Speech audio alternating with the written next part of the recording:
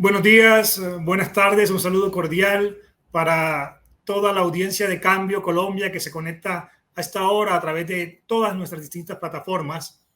En esta ocasión abrimos este espacio para un diálogo muy interesante con un tema muy álgido para una región de nuestro país y para muchos ciudadanos en diferentes capitales de esta región.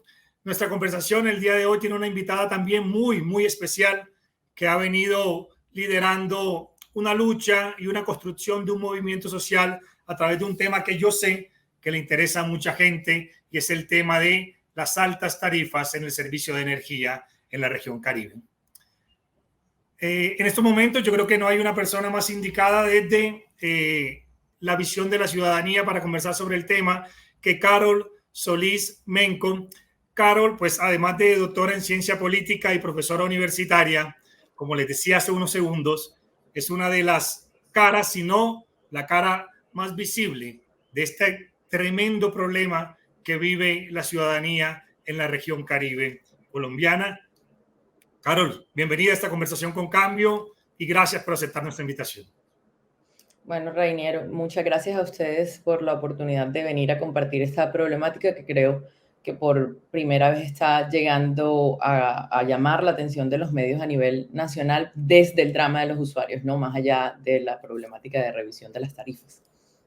En esta conversación vamos a compartir el diálogo con uno de nuestros compañeros que más maneja el tema político en Colombia, aquí en Cambio, y muchos de estos temas tan importantes para la ciudadanía como Mateo Muñoz. Mateo, bienvenido a la conversación. Muchas gracias, Reiniero y Carol, por la invitación. Esperamos aquí encontrar un poco más de luz frente a este problema y saber exactamente qué es lo que pasa en el Caribe y cuáles son las soluciones.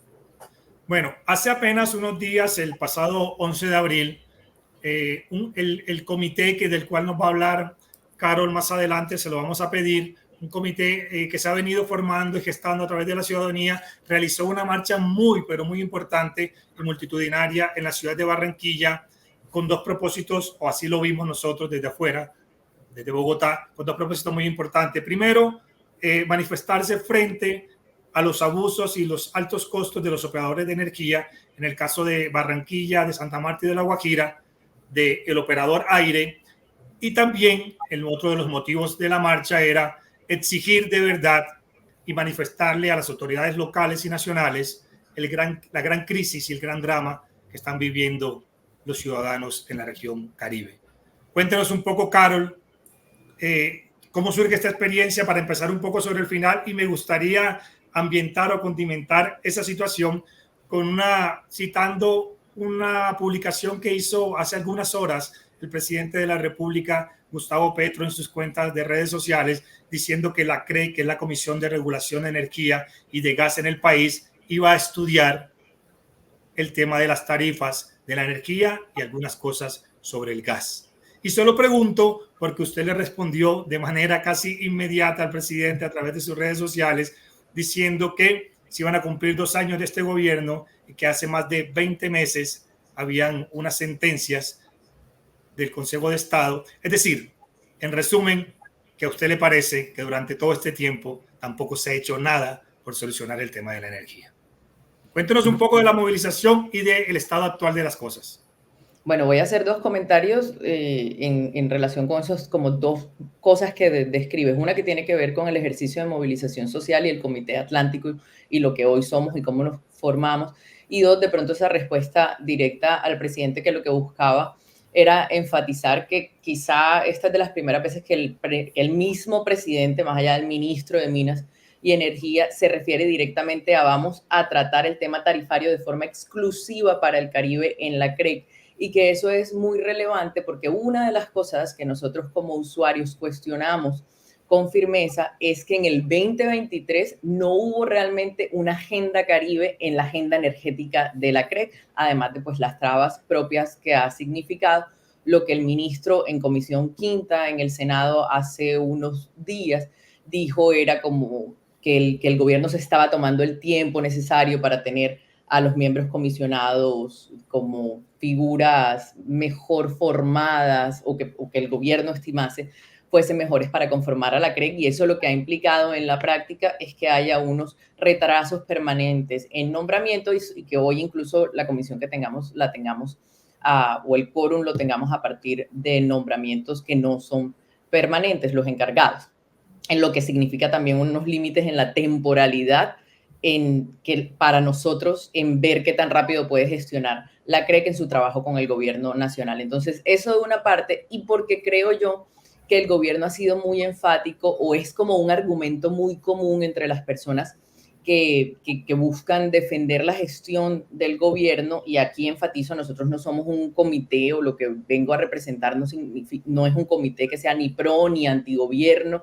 ni que busque satanizar a ninguna dirigencia política, sino un comité que desde la independencia dice esto ha pasado, esto no ha pasado, y estos son nuestros comentarios.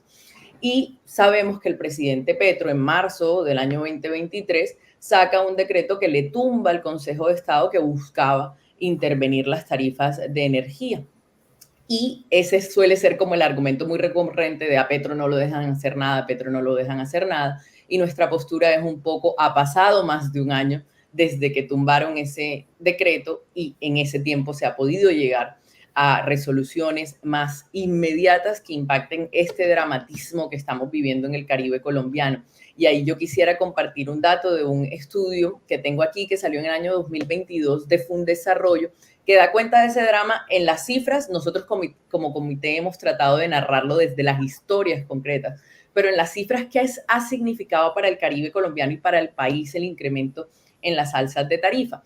Dice Fundesarrollo en este estudio de 2022 que de los aproximadamente 38.000 hogares con presencia de pobreza monetaria como resultado de los incrementos en las tarifas de energía, el 71%, 27.000, se encuentran en la región Caribe. Es decir, esta es gente, y lo veíamos en una historia de alguien que nos decía, he tenido que volver a dormir en el piso. O sea, alguien que había superado una condición para tener una vida más digna, volvió al piso, a dormir en el piso para que le filtrara el aire en el pasillo de su casa porque no tiene electricidad, ¿no? Es una vida menos digna la que hoy se vive por parte de por lo menos 27.000 hogares en el Caribe colombiano que quedaron por debajo de la línea de pobreza monetaria.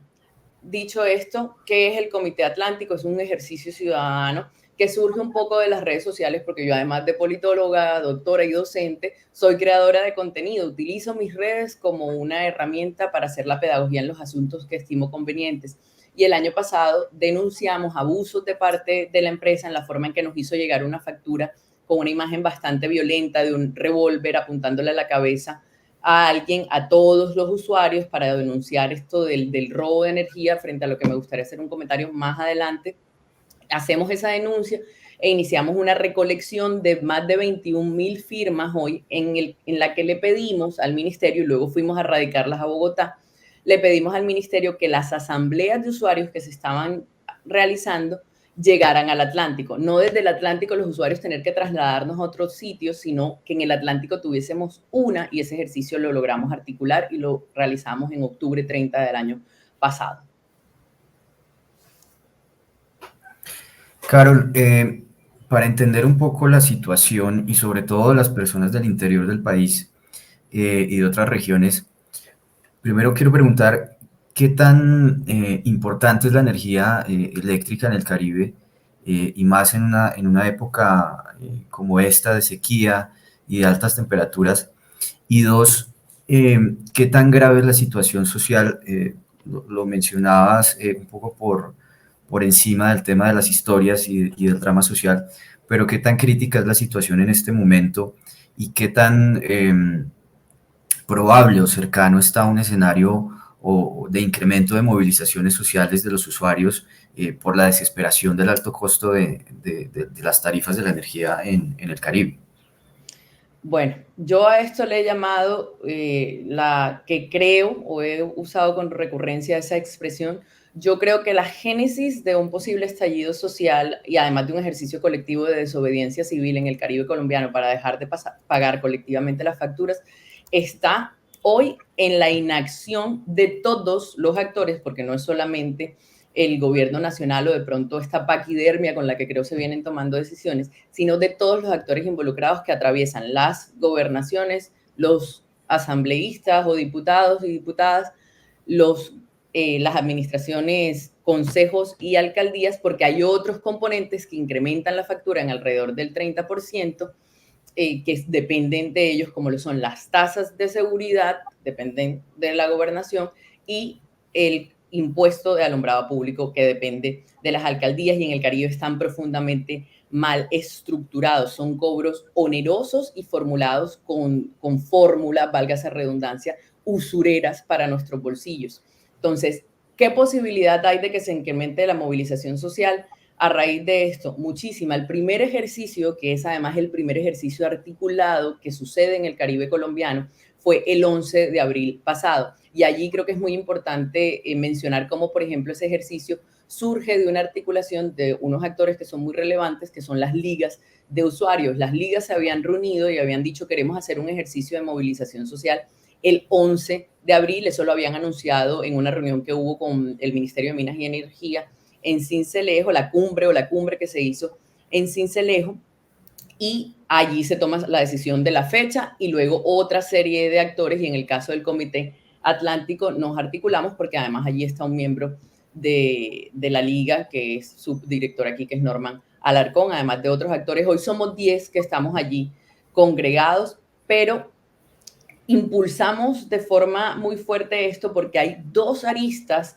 que nosotros hemos querido enfatizar frente a lo que ustedes han llamado este drama del usuario. Una cosa tiene que ver con, oye, las tarifas son impagables. Hoy tenemos usuarios que simplemente no pueden pagar. Valga la pena decir, la mayoría de los usuarios en el Caribe y en el caso de la costa atlántica, y eso le voy a dar datos concretos, pagamos. La empresa Aire ha hecho, y es su respuesta consistente a la prensa, una campaña sistemática que además es profundamente dolorosa porque estigmatiza al usuario y estigmatiza al Caribe, a los costeños, y es esta idea de cada vez que le preguntas a la empresa qué pasa, la empresa se acercan los medios y saca una campaña. Ayer salió, en cambio, y es una crítica constructiva, yo creo que no es asertivo sacar y decir así se roban la energía en el Caribe colombiano para empezar a exponer esta problemática a nivel nacional, porque creo que debemos empezar, antes de mostrar cómo se roba la energía, que está viviendo el usuario y su drama, porque la mayoría pagamos. Frente a las cifras de Aire, aquí en el Atlántico hay más o menos 358.141 usuarios, o sea, suministros pues de energía. De ese porcentaje, considerando los porcentajes de recaudo desagregados que van del 35.32, muy poco en el estrato 1, hasta el 98.57, y ahí el que le sigue más bajo es el estrato 2 con 84.73% de recaudo. En el Caribe, en el Atlántico, perdón, el 72.80% de los usuarios pagamos a tiempo. Esos son los porcentajes de recaudo entregados por Aire. Y dentro de los que no pagan, entonces habrá dos categorías, ¿no? Está, y tenemos un problema cultural importante de reconocer, que tiene unas raíces históricas e incluso en dinámicas políticas de por qué y cómo se roba energía, pero hoy una realidad propia, y es: pídele, y yo quisiera que en Colombia hicieran este ejercicio, que es: piensen si en Bogotá al estrato 1 o en Antioquia al estrato 1 les llegasen los recibos que hoy estamos recibiendo en el Caribe colombiano de 700.000, de 800.000 pesos, de un salario mínimo como he pagado yo en Puerto Colombia, Atlántico. Si cuántos de sus usuarios hoy tuviesen para pagarlos y qué porcentajes de recaudos tendrían si estuviesen en condiciones similares a las del Caribe colombiano. Y ahí vamos con la forma en la que abriste la pregunta, que es: ¿cómo se vive esto en el Caribe? Somos una región Caribe, somos una región en donde el sol nos da todo el día, somos una región que requiere de por lo menos el abanico para existir. El presidente en su biografía tiene una historia que siempre relata sobre cómo recuerda el sonido del abanico de aspas en casa de su abuela. Eso somos en el Caribe, abanicos que nos ruedan y nos hacen ruido todo el día y que sin ellos no podemos vivir. Y esto conecta con un derecho fundamental que es el de la vida digna. En el Caribe, nosotros somos una ciudadanía que, a diferencia de quizás de otras regiones, no podemos vivir dignamente si no estamos conectados al servicio o a la provisión de nuestro servicio de energía. Ahora, eso no es exclusivo de nosotros. Todo individuo, y por eso nosotros tenemos como este lema de así como existe una canasta básica familiar libre de impuestos, creemos que estos impuestos onerosos que nos cobran las administraciones locales tienen que ser desarticulados de una buena vez de nuestra factura de energía, porque no es justo que estén asociados al consumo en una región que requiere tanto de su suministro de energía como lo es esta, pero cualquier individuo en el país y en el mundo hoy depende sustancialmente de la provisión de energía, porque eso está ligado a su derecho a tener una vida digna en condiciones, por así llamarlas, modernas.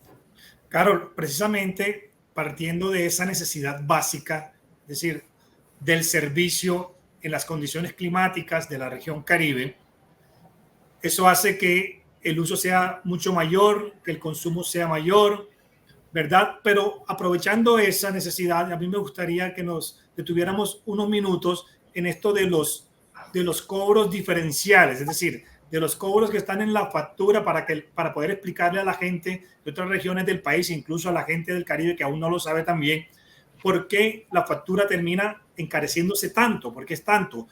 Y eso lo sabe usted mejor que yo porque se lo hemos visto explicar en diferentes escenarios, y es que nos cobran unos impuestos adicionales y que estos dependen, además de los impuestos, el tema de las pérdidas, y que esto en buena medida depende tanto de la empresa operadora como de las autoridades locales. Expliquémosle un poco a la gente de qué se trata esto y por qué prácticamente terminamos pagando en el Caribe, los habitantes del Caribe o las personas que habitan en el Caribe, 3 veces lo que deberían pagar realmente por el consumo. Bien, en el caso de la factura de energía que nos llega, y una de las cosas que cambió este año y que yo creo que ha sido muy relevante es que la propia AIRE cambió su facturación o el esquema en la forma en la que presenta la factura para que la gente pudiese ver diferenciados esos cobros que antes nos llegaban en un solo componente y la gente como que no lo entendía tanto. Nosotros hemos hecho un esfuerzo inmenso por hacer pedagogía para que además se evidencie la falta de voluntad de la dirigencia política y local. Mi postura es, y aquí creo que no hablo por el comité, pero mi postura es que no hemos tenido dirigencia local que esté a la altura de las necesidades y que ha sido muy fácil lanzar el dedo acusador al gobierno nacional, que tiene responsabilidad, por supuesto, y capacidad de acción, y eso también lo exigimos, pero decir nosotros nos vamos a hacer de la vista gorda para tomar las decisiones que podrían impactar y reducir el costo final de la factura. Entonces, viene el componente de cobro por consumo de energía. Eso en promedio en el Caribe colombiano representa un 70% de la factura. Y uno dice, ¿cómo así? Que la factura de energía, solo el 70% tiene que ver con lo que yo consumo de energía y toda esta problemática que hay hoy de opción tarifaria, de régimen transitorio especial, etcétera, etcétera, como de los componentes que vienen en el costo del kilovatio. No debería depender solo de eso mi factura. La realidad es que no. En el Caribe colombiano, alrededor del 30% en promedio, porque esto puede tener variaciones tan significativas que alguien puede estar pagando el 100% de su factura si tiene consumo cero en unos componentes adicionales. Me voy a enfocar en dos. Hay algunos municipios, por ejemplo, Soledad, en el Atlántico, en donde también les cobran aseo, pero nosotros como comité hemos logrado hacer investigación en dos en particular, que son el componente de tasa de seguridad y convivencia ciudadana y el componente de alumbrado público, cada uno con sus respectivos responsables y complejidades. En el caso de la tasa de seguridad y convivencia ciudadana, depende de la Gobernación del Atlántico y de la aprobación que se haga para su estructura y uso de la Asamblea Departamental. ¿Qué ha pasado hoy?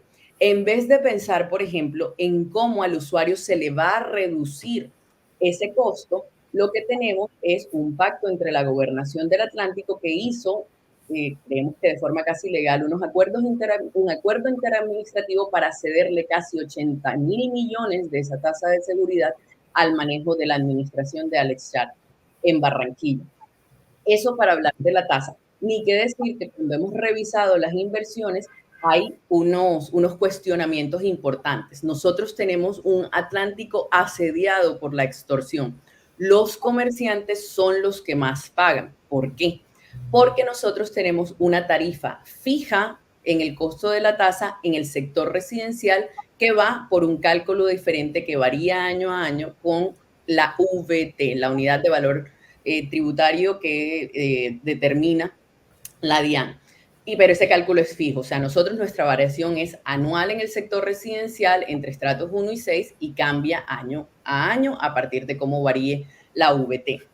Pero el sector comercial e industrial construyeron una fórmula que no solamente no tiene sentido, y para todos los casos uno tiene que cuestionar lo que se llama el hecho generador, el por qué nos cobran esta tasa. ¿Qué hicieron? Hicieron unas fórmulas para calcularles por rangos de consumo. En el Caribe, si uno tiene una ola de calor, los electrodomésticos, por ejemplo, consumen más, porque sí, no importa si yo tengo mis exactos hábitos de hogar o de consumo en mi empresa, va a consumir más energía porque cada aparato requerirá más tiempo para llegar a un punto determinado del miércoles, no me encuentro la palabra exacta, por así voy a decirlo, que va a sonar mal, como del clima que estoy buscando llegar. Entonces, al sector comercial le cobran por rangos de consumo y le dicen, si usted consume más energía, usted paga más seguridad. Y voy a repetir eso. Señor comerciante industrial, usted consume más energía, usted le va a pagar a este departamento más por seguridad. ¿Cuál es la lógica? ¿Dónde está la racionalidad de esa decisión y por qué no hay un debate público que hace falta bastante en este departamento, sobre todo porque está muy cooptada la prensa local por el poder? ¿Dónde está la lógica de esa decisión y cómo no vamos a estar pendientes de que mientras a los comerciantes los extorsionan y hacemos sus propias movilizaciones, aquí esa tasa se utilizó significativamente para desarrollo de parques? Han utilizado, y esto es lo que les van a contestar la gobernación y su Secretaría del Interior, una teoría que se llama la teoría de la ventana rota. Entornos que estén desocupados, dañados, etcétera, generan más condiciones de criminalidad. No existe, es un poco la reflexión que les dejo frente a ello, no existe ninguna teoría que le diga a una gobernación si a sus comerciantes, que además le pagan más en seguridad, los están matando, no importa, vaya y utilícelo en parques, que usted sigue necesitando aún más entornos embellecidos. Eso no es cierto, lo hicieron para poder llevar y seguir liderando un programa, el programa bandera de los parques, que es bien recibido, pero lo que queremos decir no es cuestionar la existencia de parques y sus necesidades, sino hay prioridades, y esas prioridades que están atadas a la vida misma no han sido consideradas en la administración de esos recursos. Y ahí hay mucho más, pero son aristas en las que no voy a ahondar. Me paso a la tasa o al impuesto, porque ese es un impuesto de alumbrado público. Gran enredo y además amarrado a la tasa de seguridad. Pagamos una tasa de seguridad aparte, pero si vamos a las inversiones, vemos que parte de los recursos de la tasa de seguridad se van al pago de alumbrado público en el departamento del Atlántico. O sea, doble pago para un mismo propósito, que es un impuesto que se cobra aparte. La complejidad del impuesto de alumbrado público tiene que ver con que depende de alcaldías y consejos. O sea, tenemos diferentes acuerdos y fórmulas que varían entre municipios y ciudades. Les voy a poner el ejemplo de una cosa onerosa, injusta y que no tiene ninguna justificación. Municipio de Puerto Colombia Atlántico. En mi casa pagamos el 12% en relación al consumo, al valor del consumo, ojo, al valor del consumo en alumbrado público. Eso quiere decir que también olas de calor, el drama que estamos viviendo del incremento en el precio del kilovatio termina impactando el cobro que me hacen a mí por alumbrado público. O sea solo el 12% de mi factura deriva de eso. Por cada 100 pesos que usted le cobran por servicio, le cobran 12 adicionales por alumbrado público. Exactamente. Y si, tal cual. Si fuesen 200, si es comerciante, serían 24. Es decir, se va incrementando de acuerdo no al servicio del alumbrado como tal, sino al consumo individual. Para que exactamente, claro. Exactamente. Y en el caso del sector comercial, el 15%. ¿Qué hizo el Consejo de Barranquilla el año pasado? Que yo creo que es tanto evidencia de la desconexión como de la indolencia de quienes llegan a cargos de representación. ¿Cómo es posible que en el marco de la crisis que estamos teniendo y de ese incremento que además hace que la gente sea cada día más pobre y que no tenga con qué pagar, el Consejo de Barranquilla lo que hizo fue realizar incrementos. Miren esta cosa tan estratégica políticamente que hicieron. Nosotros teníamos una petición y era decirles, los estratos 1 y 2 no deberían pagar y debe haber una redistribución justa. ¿Qué hizo Consejo de Barranquilla? Dijo, pero por supuesto, alumbrado público se lo vamos a quitar en este acto de generosidad al estrato 1 y 2, pero no nos importa mucho porque igual recuerden el dato anterior que les di. En estrato 1 el porcentaje de recaudo es apenas del 35.32%, de allí hay 123.635 usuarios. En estrato 2 es superior, es del 84.73%, pero hay 74.000 usuarios.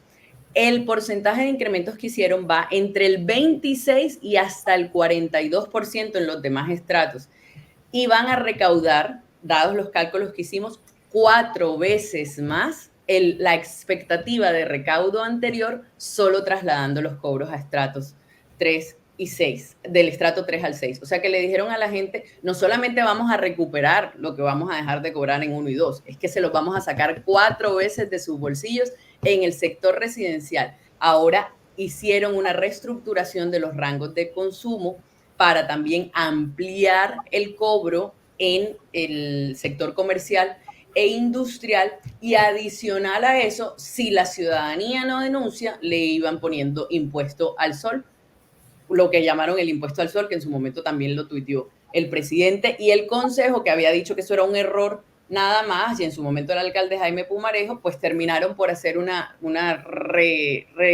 redacción o corregir la redacción del artículo para que eso no pasase. Así que esos son 2 ejemplos concretos de cómo funciona el alumbrado público, y obviamente está conectado a unas figuras tremendamente poderosas, no solamente en el municipio de Puerto Colombia Atlántico, como lo es la familia Torres, sino en todo el país. O sea, no solamente tienen alumbrado público los Torres, sino que también, si no lo denuncia, hace unos días otro medio de comunicación, La Silla, todo este tema de la transición energética iba quedando poderosamente en las mismas manos. Entonces, tenemos un dramatismo frente a la forma en que está cooptado el poder y la forma en que, mira, yo he llegado a un lema en el Atlántico porque aquí se ha venido instaurando en esta idea de, es que roban pero hacen. Antes teníamos políticos que robaban pero no hacían, y ahora hay como esta idea, porque uno la escucha con recurrencia en todos los sectores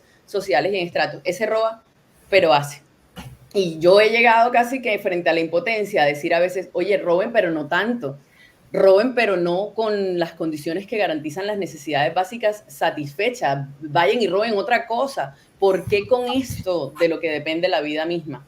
Es realmente dramático, y yo sí le pido, es como una petición a los medios, cuenten y narren las historias que está viviendo la gente, porque es que la gente no es un eslogan de campaña para hacer movilización y que la gente salga más a la calle. La gente sale a la calle porque es lo que está viviendo. Decisiones entre qué come o qué paga para poder seguir teniendo el suministro de energía. Carol, tú mencionabas el tema del sector comercial. ¿Cómo afecta este incremento de las tarifas en la competitividad de la región de Barranquilla, del Atlántico? Y cómo esto puede afectar a los pequeños comerciantes, a los microempresarios. Hemos visto algunos casos de los negocios que tienen que cerrar, de restaurantes que no pueden abrir todos los días, de comercios que finalmente cierran temprano cuando ya pues, se va la luz del sol. ¿Cómo ha sido el impacto económico en la ciudad y en el departamento?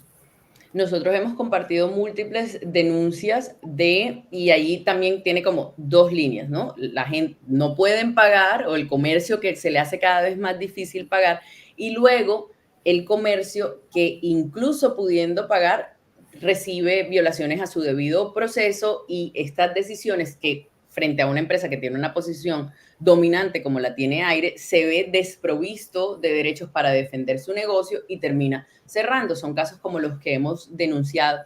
Y cuando les llega el derecho, porque esta es como esta idea tan legalmente pura, por así decirlo, de recurran al derecho, nosotros quisiera comunicar, el derecho nos está llegando muy tarde. las decisiones judiciales nos están llegando muy tarde. Nos están llegando, por ejemplo, en el caso de un restaurante que denunciamos, al que les habían hecho cobros estimados, les cortan la energía y les quitan, a pesar de tener un proceso de reclamación, el suministro. Y cuando el juez falla una tutela a favor, pues ya es muy tarde, ya han pasado 15 días desde que el restaurante cerró, ya esas 16 familias se quedaron sin trabajo. Y así hemos narrado diferentes historias de comerciantes que vienen cerrando porque se les vuelve insostenible. Y, por ejemplo, teníamos el caso, que como recuerdan que les digo, en promedio el 30% de la factura depende de estos cobros de alumbrado.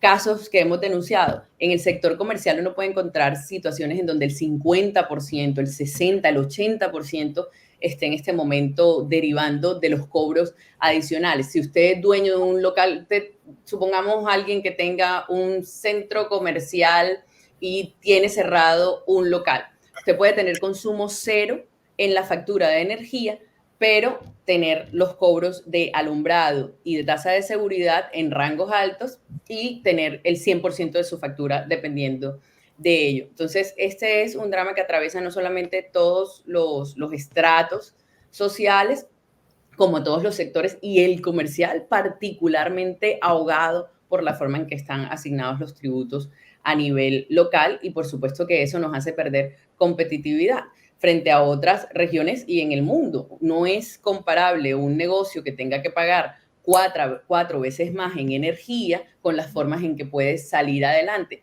Y en últimas, eso en que se traduce también en un costo superior a los usuarios, porque finalmente el comerciante lo que tiende a hacer es trasladar sus costos de una fórmula, digamos, relativamente justa. Lo que pasa es que hoy estamos todos viviendo la misma injusticia por trasladar el costo de la producción de un servicio o de la provisión de un servicio al consumidor final. Así que los que estamos por todas partes también afectados somos los usuarios que llegamos a consumir bienes y servicios a alguien que tiene que proveerlos mucho más costoso. Mira, este es un tema realmente muy importante para la región Caribe y muy delicado, como lo anotaba Mateo y lo explicaba Carol hace unos segundos, para la ciudadanía. Es tan delicado que es común ver en las carreteras entre pueblos, entre municipios, incluso entre ciudades, bloqueos y manifestaciones a diario que terminan entorpeciendo todo el funcionamiento normal de las ciudades. Y le pregunto, y hago esta pequeña introducción sobre este tema específico porque me gustaría ahondar en un tema que mucha gente cree que no tiene relevancia, pero que sí lo debería tener, y es el tema político. A partir de esta situación social que se ha venido generando, esa es la lectura que hacemos desde los medios, por lo menos desde Cambio, todo este problema social que se está generando, se han venido sumando en los últimos días voces de diferentes líderes políticos, locales, representantes, senadores, congresistas en general, a las exigencias. Pero también entendemos que desde la movilización ciudadana, desde estos diferentes comités, han comenzado a decir, esperen, porque ustedes también tienen un grado muy importante de responsabilidad con lo que pasó en la entrada, con la aprobación de la entrada de los nuevos operadores y con la legislación que está vigente aún. ¿Cómo lo ve usted específicamente, Carol, ese tema de que estén llegando ahora a sumarse en las exigencias de la ciudadanía algunos líderes políticos que antes, irresponsablemente o por omisión, guardaron silencio? Yo quisiera compartir una reflexión que he hecho o que he pensado mucho en estos días después del ejercicio de movilización social frente a la independencia que hemos querido mantener y que hemos sido como rígidos en buscar, y las formas en que queremos aportar también en algo más amplio, que es la construcción de una sociedad civil fuerte, una sociedad civil que se movilice cada día más por sus derechos. Y yo creo que en estos ejercicios es muy importante mantener la independencia frente a las estructuras de poder, sobre todo, como mencioné antes, en una ciudad y en un territorio como lo es en el Atlántico, en donde tienes 3 veces el mismo gobernador, 3 veces el mismo alcalde. Eso genera unas dinámicas de poder, porque la prensa misma depende mucho de la financiación de diferentes actores, y aquí un buen grueso de la financiación de medios locales depende de la financiación de las administraciones públicas, entonces la forma en que no se gestan los debates públicos o se minimizan. Nosotros hicimos un ejercicio atípico en esta ciudad, que es una movilización independiente ciudadana que salga y un silenciamiento de los medios para hacerlo pasar desapercibido, pero por fortuna hoy tenemos de alguna forma esta herramienta de las redes sociales que nos permite hacer visibles ejercicios de esta índole. Pero nosotros hemos dicho, y yo creo que en la marcha, más allá de unos baches, y esta es una crítica abiertísima a lo que hizo Fuerza Ciudadana de ir a recolectar firmas y lo rechazamos abiertamente, no es justo que con esfuerzo la ciudadanía haga estos ejercicios desde la independencia para que intenten ir a cooptarla, pero más allá de ese bache quizá que tuvimos y allí mismo les dijimos aquí no pueden venir a hacer esta recolección de firmas, nosotros ese día, y para mí eso es un logro, allí no llegaron los actores políticos a tratar de cooptar la movilización, por lo menos no en una forma que lograse como cooptar la movilización, porque ¿qué pasa? Y fue una crítica que también sacamos en un comunicado que hicimos ese mismo día. Nosotros le compartimos. Generalmente cuando los medios van a cubrir la movilización social pasa que, pues claro, está el actor poderoso, yo voy a bordo del actor poderoso y nosotros enfatizamos, les pedimos que sea una marcha de la ciudadanía, aborden a los ciudadanos y a sus problemáticas muy por encima del poderoso, que siempre va a estar allí como fuente a la que pueden recurrir y porque son los medios, les va a abrir de forma casi inmediata un espacio para diálogo con ustedes. Entonces logramos eso de una parte. Pero en las diferentes manifestaciones que han ido teniendo desde sus posiciones de poder, nosotros lo que sí hemos hecho es decir que es un ejercicio realmente pedagógico, de hecho, o así lo hemos visto. Hay diferentes actores responsables. Usted, si le exige con vehemencia al gobierno nacional como congresista, usted como congresista también tiene que exigirse a sí mismo por otras variables determinantes e importantes como lo son que varios de ustedes fueron reelectos y varios de ustedes aprobaron el artículo del plan de Duque a través del que se construye o el que permite la creación del régimen transitorio especial injustísimo para el Caribe colombiano que permite que le nos trasladen en un porcentaje mayor las pérdidas no técnicas y el robo de energía a el porcentaje mayoritario de usuarios que con capacidad de pago y enorme esfuerzo, porque no hay ciudadano que no pague hoy con enorme esfuerzo, quizá con excepción de unos cuantos, los más pudientes de la sociedad, sí pagamos la energía. Entonces ustedes hicieron parte del problema, su responsabilidad es hacer parte de la solución desde su función legislativa. Por ejemplo, la discusión de la reforma a la ley de servicios públicos y cómo van a bien representar en esta ocasión, contrario a lo que sucedió antes, el interés de los ciudadanos agrupados, y no, porque no todos estamos agrupados en comités de usuarios que tenemos en el Caribe colombiano. Si usted es gobernador y va allá a la cumbre a la que llamó Dumec Turbay y se queja de las altas tarifas, y usted en promedio está afectando con sus cobros el 30% de la factura de energía, entonces siéntese en la mesa y cuéntele a la ciudadanía cómo va a impactar ese factor para que también reduzca y se genere un alivio. Y ahí hago un paréntesis para comentar algo importante. El día de la movilización, que a mí me pareció un gesto casi que una afrenta a la ciudadanía que se movilizó, la Gobernación del Atlántico radicó ante la Asamblea un proyecto para pignorar la tasa de seguridad a 10 años más. Lo que nosotros hemos denominado una forma más de seguir desangrando y comprometiendo el bolsillo desangrado de los usuarios por muchos años más.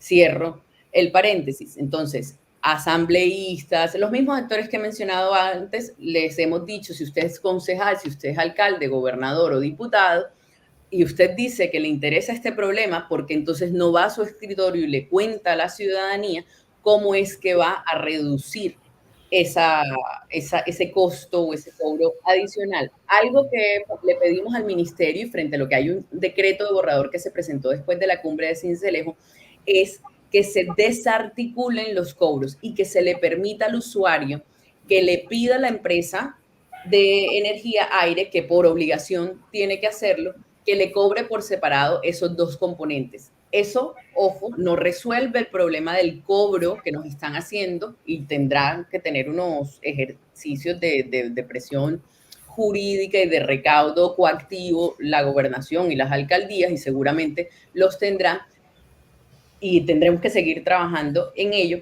Pero si uno logra sacar del cobro de la factura esos componentes adicionales, y es lo que el decreto que está en revisión ahora mismo y que tiene más de 200 comentarios, porque nos lo dijo ayer en reunión el viceministro de Minas y Energía, Javier Campillo, que estaba en Barranquilla, si ese decreto sale y nosotros logramos desarticular de la factura de energía, no solamente es un gran logro ciudadano, sino que nunca más un usuario, por no pagar esos impuestos hoy onerosos, injustos y mal calculados, le van a quitar la luz asociada a su vida digna por no poder pagar. Y va a poder hacer el pago justo de su consumo de energía en la factura. Por supuesto, justo será cuando también baje el otro componente o los demás componentes que afectan el kilovatio hora. Pero queremos eso, queremos que se vea obligada la administración a tener un nuevo debate público sobre los cobros adicionales y que se saquen de la factura de energía, porque no es justo que así sea. Y por último, un actor que no hemos mencionado hasta ahora, Superintendencia de Servicios Públicos. Hemos denunciado con insistencia que no existe un plan de acción concreto para la defensa del usuario de la superintendencia cuando son miles las denuncias que tienen represadas. Solo la seccional norte, que es la que nos cubre a nosotros, habló el año pasado de más de 80,000 quejas represadas. Evidentemente no hay capital humano para responder eso. ¿Qué vamos a hacer? Si hoy el usuario que va a poner una queja a la superintendencia tiene tiempos de respuesta de entre 1 y 2 años. Eso también le compete al gobierno nacional. Carol, se hablaba aquí de la cumbre de Sincelejo, por ejemplo, y el gobierno parece que tiene un diálogo fluido principalmente con mandatarios locales, gobernadores, alcaldes, y también con la bancada costeña en el Congreso. Pero ¿cómo ha sido esa relación con organizaciones sociales, con comités ciudadanos? Eso por un lado, y segundo, ustedes desde el Atlántico han podido tener contacto y comunicación con otros comités en otros departamentos, en otras ciudades. Se ha construido una red para apoyarse entre otras formas de organización, o todavía eso es incipiente. Bueno, yo quiero ser tanto justa en esta respuesta como enfatizar otros elementos que para mí son relevantes. ¿Qué es el Comité Atlántico? Un grupo de 10 ciudadanos que todos trabajamos. Yo soy docente universitaria y que le dedicamos el tiempo adicional que tenemos al cumplimiento de nuestras funciones ordinarias que nos permiten comer y pagar la factura de energía a este proyecto, y que lo hacemos con independencia. A nosotros no tenemos ni financiación pública o privada para funcionar, y todo lo que hacemos, incluso hicimos un ejercicio de rendición de cuentas, porque para el ejercicio de movilización que tuvimos lanzamos estrategias digitales para hacer recaudo y poder pagar lo que implica la movilización y la logística de un evento masivo, pues, en calle, y rendimos cuentas a todo el que donó de cómo lo gestionamos, a quién recibimos, etcétera.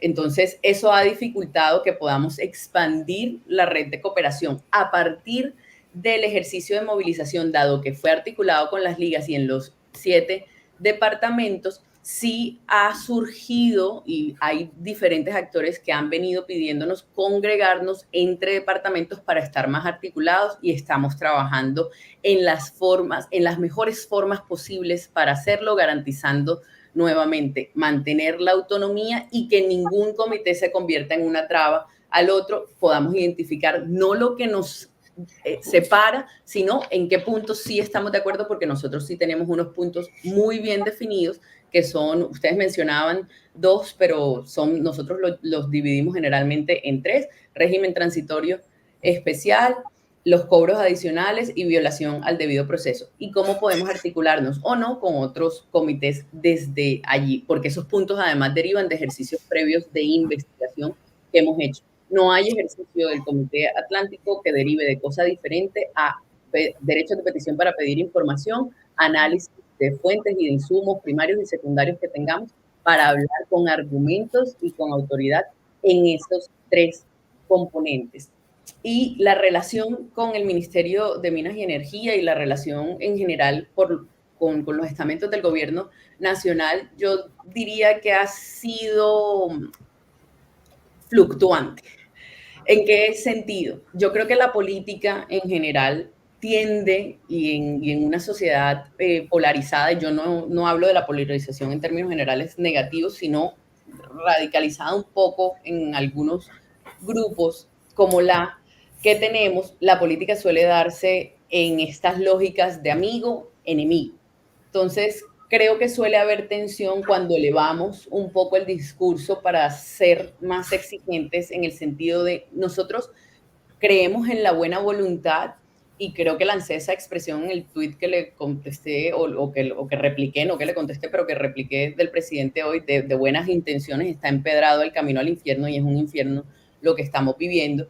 Y yo creo en las buenas intenciones de los distintos actores, creo en las buenas intenciones y el ministro viene y nos habla, el viceministro también viene y nos habla, pero sí hemos sentido algo de resistencia cuando la crítica se eleva un poco y yo creo que eso hace parte o refleja esas lógicas como de o estás conmigo o estás en contra mí y esta posición intermedia que nosotros buscamos manejar de no estoy contigo ni contra ti en ningún escenario, no quiero dejarme cooptar, quiero con independencia y argumentos tener un diálogo articulado con los actores que tienen posiciones de poder, pero desde esa independencia y autonomía, que significa que cuando tenemos una crítica la vamos a expresar con contundencia, así como tiene el gobierno el derecho de expresar su postura y de entrar al debate, o a expresar su postura siempre abierta al debate público, porque son funcionarios. Pero eso es lo que hemos buscado. Entonces creo que en esa línea ha habido como fluctuación en las dinámicas de nuestra interacción, pero siempre hemos logrado mantener canales de diálogo con el Ministerio de Minas y Energía. Diría que no hemos llegado a canales de diálogo directos con presidencia. Ojalá se dieran, porque sí creo que así como el presidente se reúne con la bancada, debe tener más espacios para reunirse con los usuarios que nos hemos organizado, y somos varios, nosotros no somos ni el único ni el más importante, hay varios comités de usuarios y todos deberían tener representación, pero sí creo que hay esas resistencias y que es algo que manejar y sortear, pero que no es nada, que es muy propio de las dinámicas políticas, luego eso así lo entendemos. Carol, lo repito, debido a la complejidad del tema, pero sobre todo a la relevancia del tema, la importancia del tema para la ciudadanía, podríamos pasarnos hablando aquí largas horas, tratando de entender qué es lo que está pasando y qué es lo que vive día a día la ciudadanía en el Caribe. Pero eso sumado a lo que usted llama buenas intenciones de algunos líderes políticos, en este caso desde la presidencia, me gustaría que me respondiera con la mayor sinceridad de alguien que lleva un largo tiempo estudiando lo que está pasando, revisando y tratando de hablar con quienes toman las decisiones. ¿Hay una solución? ¿Hay un camino rápido para esta compleja situación en el Caribe? Si hay una forma de solucionarlo, ¿cuál es? Requiere un acto de grandeza de la clase dirigente y de voluntad política. ¿Y por qué digo de grandeza? Porque en unas sociedades y una política que se construye a partir de sacar el mayor rédito posible y traducirlo en votos en elecciones, creo que todos los actores que hoy saben cuáles son las soluciones, porque es que cantidad de posibles soluciones para reducir la tarifa están sobre la mesa desde personas, porque yo no soy la más técnica, entre otras cosas, y el comité sí que los tiene, pero de soluciones técnicas para impactar los distintos componentes, las hay para todos y cada uno de estos tres elementos que yo les he mencionado antes. Y voluntad, falta voluntad política para articularse y para decir, somos oposición, pero en esto nos vamos a unir, somos gobierno, pero en esto, a pesar de que tenemos este cuello de botella legislativo, no podría decir incluso una crisis de gobernabilidad, porque hay una imposibilidad de tramitar reformas y hay un puje allí muy fuerte entre las ramas del poder en este momento.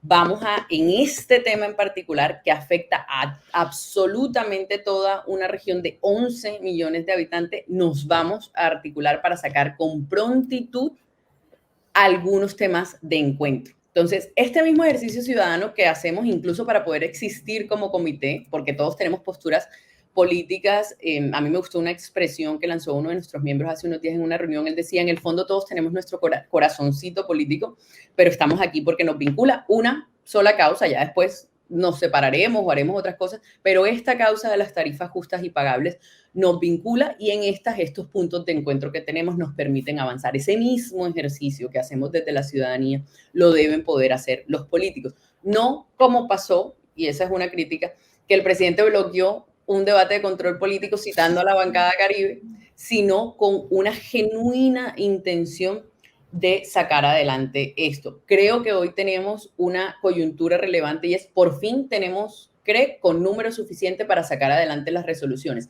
Por fin el presidente ha dicho en la agenda energética de la CREC, palabras más, palabras menos, entra puntualmente la tarifa Caribe a discusión. ¿Qué no debe pasar? Que lleguen los 3 meses en los que se vence el nombramiento temporal que tienen algunos de los comisionados hoy y que no haya una nueva fórmula tarifaria para el Caribe. Creo que en esa línea va la exigencia ciudadana y no deben ser los 3 meses tampoco. Yo en eso soy crítica frente a las declaraciones que dio el ministro en la comisión, que yo siento que lo que dijo fue un poco como, y el gobierno se tomará tanto como le tome reestructurar todo el sistema. Los ciudadanos lo que estamos exigiendo es el gobierno tiene que tomar acciones inmediatas y los demás actores responsables deben entrar a discusión y tomar las acciones inmediatas que sean posibles y en el tiempo reestructurar el sistema con los debates pertinentes a los que haya lugar, y son muchos, porque sí que estamos de acuerdo con la transición energética, sí que estamos de acuerdo con que no podemos seguir dependiendo del sistema tal y como hoy está diseñado, pero entendemos que son medidas de mediano y largo plazo que, si bien relevantes, no solucionan la inmediatez, la urgencia y el drama con el que estamos viviendo los ciudadanos del Caribe colombiano. Entonces, legisladores tienen que sentarse con el presidente y pactar, y el presidente, en lo que le corresponde con la CREC, sacar las resoluciones tan pronto sea posible, además del decreto de borrador que nos permite desarticular los cobros adicionales dada la falta de voluntad política de la dirigencia local. Y yo creo que como ciudadanía tendremos que ser cada vez más creativos en utilizar las otras herramientas o mecanismos de participación que nos da la Constitución. El otro día estamos pensando, ¿por qué no nos vamos a cabildos abiertos para exigir y que en esos espacios también consejos y asambleas tengan que dar esta discusión? Y vamos a seguir utilizando los canales institucionales que nos permiten dar diálogo con estas entidades. Vamos a enviar la carta a la gobernación que es pertinente, etcétera. Estamos actualizando estudios, pero sí veo en este momento, y sobre todo después del ejercicio de movilización, por primera vez como unas respuestas en cadena de los distintos actores, incluida la superintendencia, que había estado bastante callada, diciendo en la prontitud vamos a dar respuesta, o en el corto plazo se ha hablado de entre 2 y 3 meses considerando los nombramientos de la CREC. Estamos expectantes y nosotros seguimos trabajando en hacer ese seguimiento. Veo luz, pero sí creo que hace falta voluntad política. Hoy lo que tenemos es un cuello de botella a partir de una disputa por el poder y de un análisis de sacar el mayor rédito electoral posible en las próximas elecciones, y yo creo que eso es profundamente injusto con una ciudadanía que sufre. Mateo, nos vamos. Carol, sí, yo creo que sería valioso un mensaje de cierre a la ciudadanía por parte suya, sobre todo en el Atlántico, de cómo afrontar esta situación, también de seguir denunciando los abusos que puede haber en el cobro de las tarifas, y un mensaje de cierre final y un llamado a los usuarios que ya están como en el borde de la desesperación. Pero ¿cuál sería ese mensaje que usted deja desde esa posición de liderazgo que ha venido ejerciendo? Los derechos no se mendigan, los derechos se exigen. Obviamente con unas consideraciones sobre los componentes económicos que impactan cualquier decisión que se tome en un país que depende de sus impuestos y en el que se han hecho unos acuerdos que hoy tienen amarrado la forma en que se gesta el cobro cuando se hizo el tránsito a aire. Pero nosotros, los usuarios de servicios públicos, no solamente tenemos derechos, sino que el derecho que estamos defendiendo esencialmente es el derecho a la vida digna. Y en ese ejercicio tenemos que ser persistentes, insistentes y bien informados. Nosotros promovemos una ciudadanía informada que exige información abierta y transparente en los asuntos que más le competen y una ciudadanía que se moviliza tantas veces como sea necesario. El ejercicio que hicimos el 11 fue muy bueno, de él también aprendimos y tenemos oportunidades de mejora, pero tenemos que estar cada día más unidos para exigir nuestros derechos. No hay nada más justo con el Caribe colombiano hoy, porque no hay nada que suframos más hoy en el Caribe colombiano de forma colectiva, nos atraviesa a todos, que el costo de la energía y la violación sistemática de nuestros derechos. Y tenemos que mantenernos unidos y, por así decirlo, en pie de lucha para exigir que esto se transforme con acciones inmediatas y con una transformación estructural del sistema. Carol, muchas gracias por este espacio. Mateo, también por la conversación, sabemos que es un tema, como ya lo hemos venido repitiendo insistentemente, muy amplio, muy largo, muy complejo, pero profundamente necesario. Los invitamos a que sigan la información sobre todo ese tema de energía en nuestra página de Cambio Colombia y a través de todas nuestras redes sociales, porque además creemos que es un tema que merece no solo no votarle mucho tiempo, sino o botarle mucha corriente, sino invertirle mucha corriente para ver si por fin en la región Caribe tienen una solución. Muchas gracias, Carol, por el espacio, por el tiempo, y como les digo, síganos a través de todas las redes sociales de Cambio. Hasta la próxima. A ustedes, gracias. Buena tarde. Muchas gracias.